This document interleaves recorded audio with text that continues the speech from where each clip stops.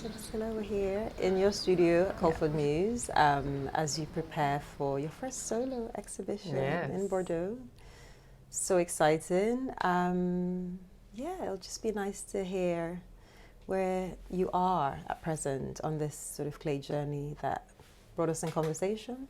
Well, this is a very special moment for me, especially coming from this year, the show I had with you and everything that has followed. And I'm also in a moment in my career where I think lots of things are shifting. I've been working mostly with clay and very kind of like vessel oriented and throwing, etc. And now I'm changing. In the last year, I've changed how my relationship with clay, and now I'm bringing in also all the materials as I move more into sculpture based work. So this show it looks a bit into the past and what I have done, what I'm making now, and then also it's kind of like a preview of what might come next with the bronze sculptures and all the new work.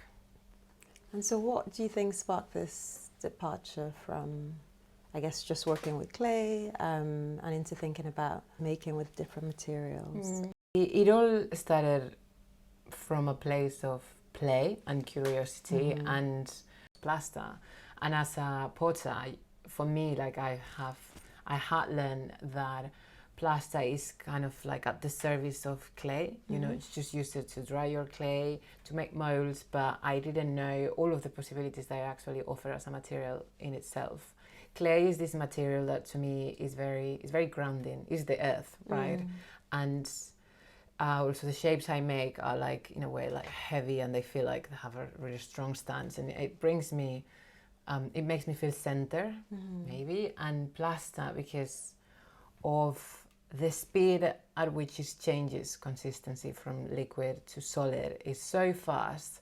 And so it has that element of like, you need to be quick, I need to be quick and focus and playful, and it doesn't matter, you know, it's just like be in the moment. And also in direct contact with the material, which I really like, that direct conversation with my hands, with whatever I am using. So I loved it. So I wanted to change that relationship and have plaster as something that is elevating the clay in a way. You know, so that's why I like to use it now as a way to decorate a finished piece, to actually finish it, really. And I guess just even the different preciousness of materials and the way we sort of think about them and classifying them, all of these kinds of things, which also brings me to this question of bronze, actually. Of course, you know, my background is Nigerian, so, you know, just thinking about the history of bronze in that culture, and just also quite curious of the making process, the sort of labor actually in making bronze. What kinds of dialogues are you having with that material, and just how that journey is developing? Big question. And I'm just like at the very beginning of it, and for me it was like, wow, one day I know I made it because I've made it because I'm making it in bronze, you know, and status. Yes. These big artists, you know, and the big sculptures, this thing of like scale and the size and the weight of it, you know, in my head it makes them artists, let's say.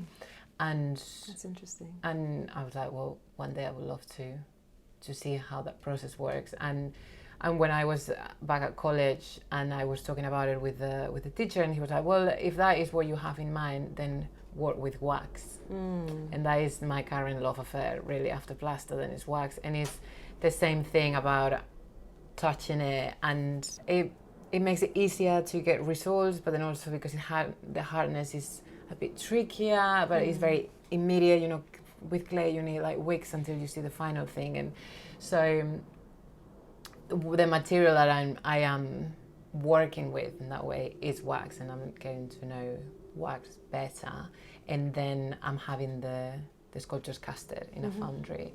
But it was within that process that is when I started to Nifemi, and then we were talking about the Benin bronzes, and that sparked something. I was like, well, actually there's so much more to untangle with this material, and also the value of objects when they move from one place to the other, and the impact in their the local communities, and so that is certainly something that I want to explore more.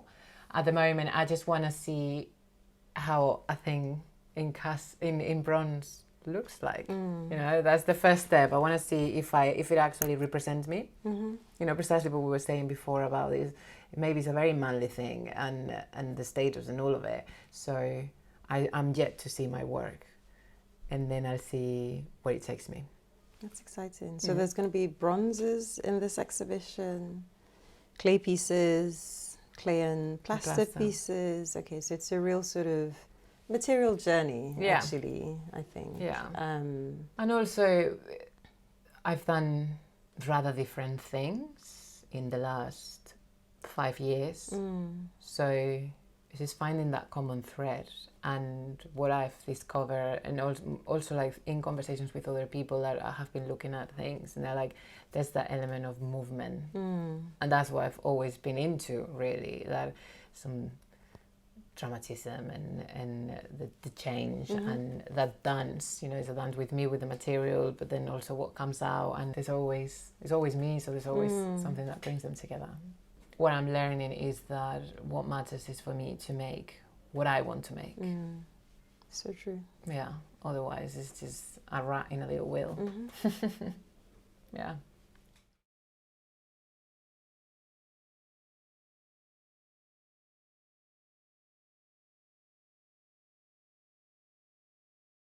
What brought us together was this exhibition, body vessel clay, and that research into like, well, La Quali in particular, but also women, black women in the history of pottery, and which is something I'm very interested in, and it's part of my work and my purpose in life in a way.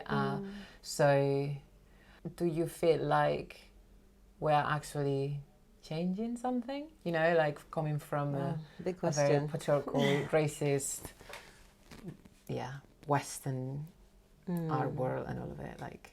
In terms of sort of impact, you know, we know that so many people went to see the exhibition, and I guess like one thing that was really touching was that it was also all sorts of different people seeing this exhibition, not just people in the art worlds broadly, ceramics, fine art, or whatever, but just, you know, people who were really struck by a curiosity, you know, to this beginning, really, I wouldn't even say in the middle, beginning into this inquiry, looking at contributions that Black women have made specifically to this field of ceramics.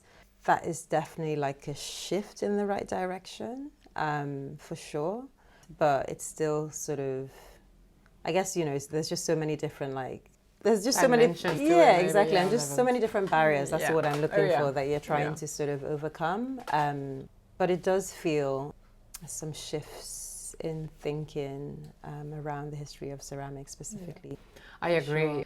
There is a shift in the world of ceramics, and because of the fact that clay work hasn't been part of certain art circles, because it wasn't art with capital letter, and I think that has opened my horizons as a creative person, as a maker, you know, and now maybe I feel more emboldened to use other materials.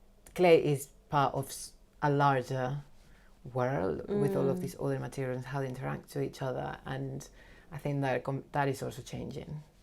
And I personally find that it's very exciting times for ceramics, and definitely women and women of colour. Yeah.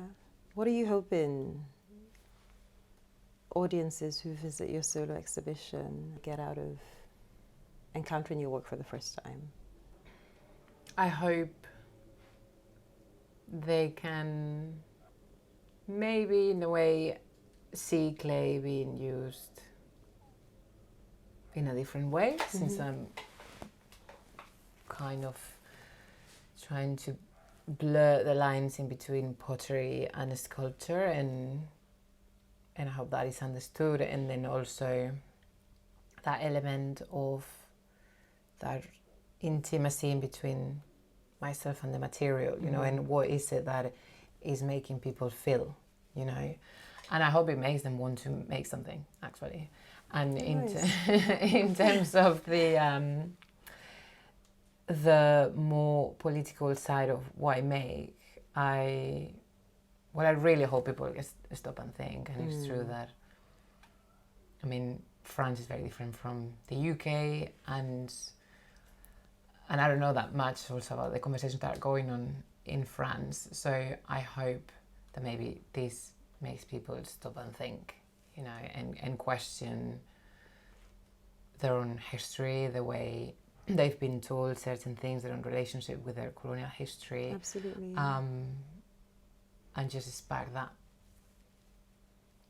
which is a lot anyway, so it's very ambitious. Sounds great though. Thank you.